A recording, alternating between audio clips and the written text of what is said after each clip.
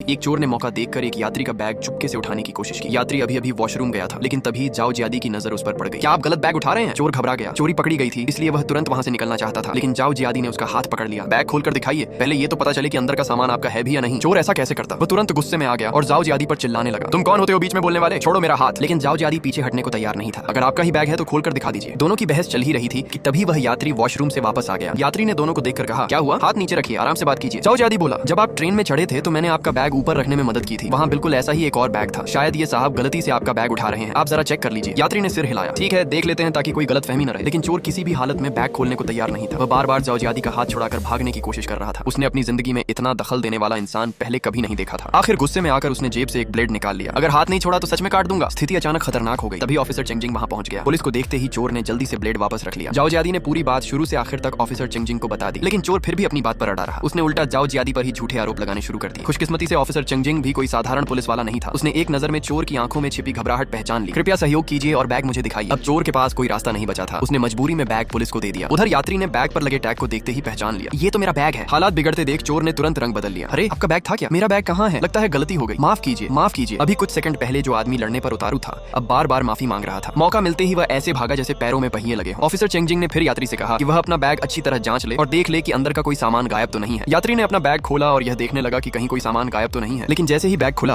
अंदर की चीजों ने पूरे डिब्बे का ध्यान अपनी तरफ खींच लिया। बैठिए बैठिए बैठिए। मामला शांत होने के बाद यात्री ने जाओ जियादी का दिल से धन्यवाद किया। फिर उसकी नजर जाओ जियादी के हाथ में पकड़ी किताब पर गई। युवक तुम फाइनेंस पढ़ रहे हो? जी। बुजुर्ग मुस्कुराए, तुम इस लाइन के लिए बिल्कुल सही हो। जो भी अपना पैसा तुम्हारे भरोसे छोड़ेगा वह निश्चिंत रहेगा। इसके बाद दोनों फाइनेंस और शेयर मार्केट के बारे में बातें करने लगे। उस समय जाओ जियादी को बिल्कुल अंदाजा नहीं था कि उसके सामने बैठा यह साधारण दिखने वाला बूढ़ा आदमी असल में फाइनेंस की दुनिया का बहुत बड़ा नाम है। बातचीत के दौरान उस बड़े निवेशक ने महसूस किया कि जाओ जियादी में शेयर मार्केट को समझने की असाधारण क्षमता है, इसलिए उसने उसका नाम पूछा और दोनों ने एक दूसरे का फोन नंबर भी ले लिया। जाते जाते बुजुर्ग ने मुस्कुराकर कहा, कभी फुर्सत मिले तो मेरे साथ चाय पीने आना। जाओ जियादी ने भी हंसते हुए जवाब दिया, पहले मैं खुद को थोड़ा संभाल लूं फिर जरूर मिलने आऊंगा। उसने इसे बस एक छोटी सी मुलाकात समझा, लेकिन उसे क्या पता था कि यही मुलाकात जल्द ही उसकी किस्मत बदलने वाली है। ट्रेन से उतरते ही जाओ जियादी ने फाइनेंस सेक्टर में नौकरी ढूंढ ली और एक ट्रेडर बन गया। सिर्फ कुछ ही दिनों में उसने आंकड़ों को समझने की अपनी तेज क्षमता के दम पर कंपनी के लिए लगभग 1 करोड़ का कारोबार करा दिया। उसकी तेज तरक्की देखकर साथ में भर्ती हुआ ल्यू स्टूडेंट बुरी तरह जलने लगा। उसे समझ नहीं आता था कि साधारण यूनिवर्सिटी से पढ़ा जाओ जियादी आखिर कैसे उससे आगे निकल सकता है, जबकि वह खुद विदेश से पढ़कर आया था। ईर्ष्या में अंधा होकर उसने जाओ जियादी से बदला लेने की ठान ली। एक दिन जब जाओ जियादी रिपोर्ट देने गया हुआ था,